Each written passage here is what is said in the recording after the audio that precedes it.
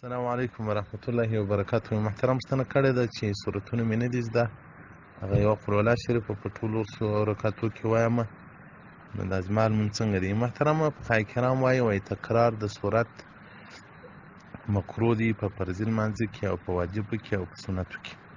په هغه صورت کې نور صورتونه نه وي یاد بیا نه دی مکروه، او که نور صورتونه یاد ول بیا نو تکرار د صورت مکروه دی، او که نه و یاد بیا په فرضو کې هم پروا نه لري، په نفلو کې هم پروا نه لري.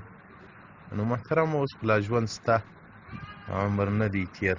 پخوا خو به لا یو څوک چې غټ سو بیا بې نسوی کولی شي، نو هغه مسجد ته ورسي شرمېدی به، نو په دې خاطر باندې بیا هم بیا دوباره نسوی کولی چې صورتونه یاد کړي. نو اوس چې کوم شاګردان زموږ سره په ګروپانو کې دي، خو د لمانځه ګروپ هم ورته جوړ کړی دی، نو تاسې کوشش وکړئ چې کله چا صورتونه نه یاد هغه دې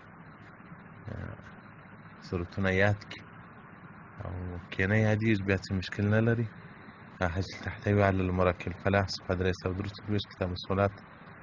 والسلام علیکم ورحمة الله وبرکاته.